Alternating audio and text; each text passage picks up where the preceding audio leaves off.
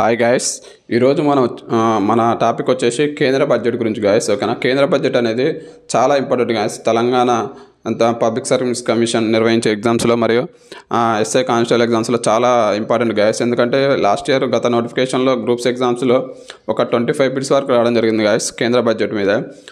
తర్వాత వచ్చేసి SI constable ఒక 5 to 10 మార్క్స్ వరకు రావడం జరుగుతుంది గాయస్. ఓకేనా, గుర్తుపెట్టుకోండి. ఈ కేంద్ర బడ్జెట్ ఖచ్చితంగా మీరు కేంద్ర బడ్జెట్ అనేది తెలుసుకోవాలి గాయస్. ఓకేనా. కేంద్ర బడ్జెట్ గురించి ఈరోజు చూద్దాం గాయస్. మనం కేంద్ర బడ్జెట్ 2025 గురించి ఈరోజు నేను మీకు క్లియర్ కట్గా ఏ రంగము ఎంత కేటాయించారు అనేది ఈ వీడియోలో ఎక్స్ప్లెయిన్ చేయడం జరుగుతుంది గాయస్. ఓకేనా. రెవెన్యూ వసూలు ఎన్ని, మూలధనం అన్ని, ఇవంతా క్లియర్ కట్గా ఎక్స్ప్లెయిన్ చేయడం జరుగుతుంది గాయస్. ఓకేనా. కేంద్ర బడ్జెట్ అనేది అసలు ఎవరు ప్రవేశపెడతారు అనేది ఒకసారి చూద్దాము. కేంద్ర బడ్జెట్ అనేది కేంద్ర ఆర్థిక శాఖ మంత్రి వర్యులు ప్రవేశపెట్టడం జరుగుతుంది గాయస్. కేంద్ర ఆర్థిక శాఖ మంత్రులు ప్రజెంట్ 2020 సంవత్సరానికి సంబంధించి ఎవరు ఉన్నారంటే నిర్మలా సీతారామన్ గారు ఉన్నారు గాయస్. ఓకేనా. నిర్మలా సీతారామన్ గారు నిన్న కేంద్ర బడ్జెట్ అంటే ప్రతి సంవత్సరం కూడా February 1న కేంద్ర బడ్జెట్ అనేది ప్రవేశపెట్టడం జరుగుతుంది గాయస్. ఓకేనా, గుర్తుపెట్టుకోరి. కేంద్ర బడ్జెట్ అనేది ప్రతి సంవత్సరం February 1న ప్రవేశపెట్టడం జరుగుతుంది గాయస్. ఓకేనా, గుర్తుపెట్టుకోండి. ప్రస్తుతం ఉన్న కేంద్ర ఆర్థిక శాఖ మంత్రి నిర్మలా సీతారామన్ గారు ఈ కేంద్ర బడ్జెట్ అనేది నిన్న ప్రవేశపెట్టడం జరిగింది గాయస్. ఓకేనా.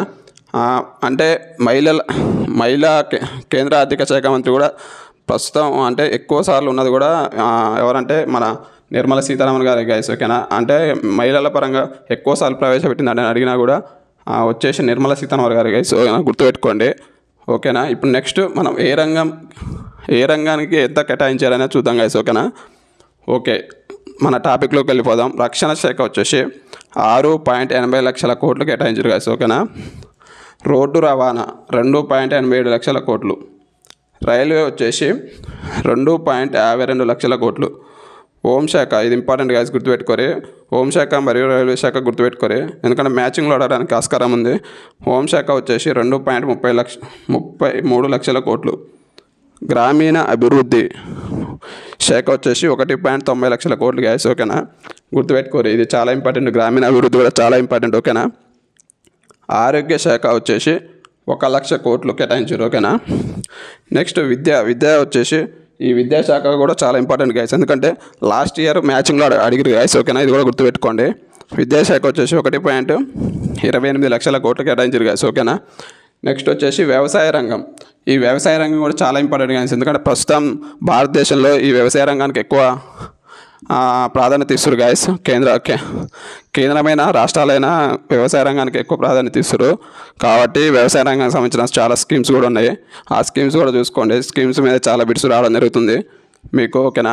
వ్యవసాయ రంగానికి వచ్చేసి 1.38 లక్షల కోట్లు కేటాయించారు గాయస్. ఓకేనా.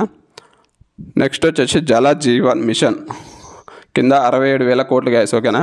నెక్స్ట్ ఎరువులకు సంబంధించి 1.62 లక్షల కోట్లు కేటాయించారు గాయస్. ఓకేనా, గుర్తుపెట్టుకోరి. ఇందులో ముఖ్యంగా వచ్చేసి రక్షణ శాఖ, హోంశాఖ, రైల్వే, ఆరోగ్యం మరియు వ్యవసాయం, ఈ వీటి మీద ఎక్కువ శాతం బిట్స్ రావడానికి ఆస్కారం ఉంది గాయస్. కాబట్టి వీటికి సంబంధించిన సమాచారం అనేది మీరు క్లియర్ కట్గా చూడండి గాయస్. ఓకేనా, చూసుకోండి, ఎక్కువ రావడానికి ఆస్కారం ఉంది. ఓకేనా. నెక్స్ట్ వచ్చేసి రెవెన్యూ వసూళ్ళు అనేవి ఏ విధంగా ఉన్నాయనేది ఒకసారి చూద్దాం గాయస్. ఓకేనా. రెవెన్యూ వసూలు వచ్చేసి 34,20,499 కోట్లు గాయస్. ఓకేనా. రెవెన్యూ వసూలు వచ్చేసి 34,20,499 కోట్లు గాయస్. ఓకేనా, గుర్తుపెట్టుకోరు, ఇది కూడా చాలా ఇంపార్టెంట్.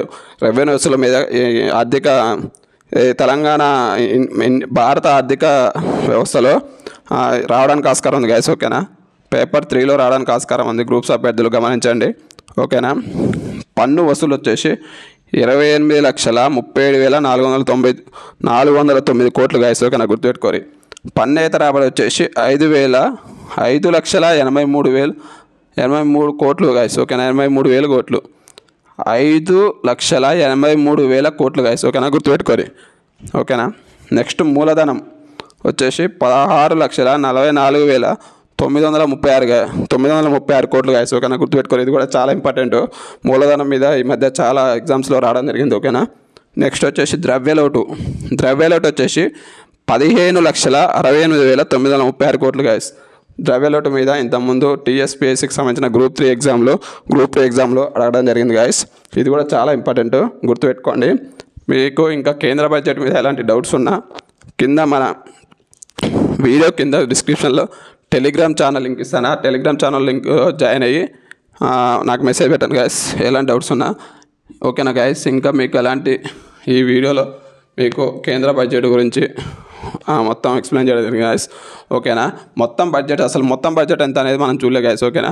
మొత్తం బడ్జెట్ వచ్చేసి టోటల్ అంటే ఈ అన్ని రంగాలకు సంబంధించి ఎంత కేటాయించారంటే టోటల్ బడ్జెట్ వచ్చేసి 50,65,345 కోట్లు గాయస్. ఓకేనా.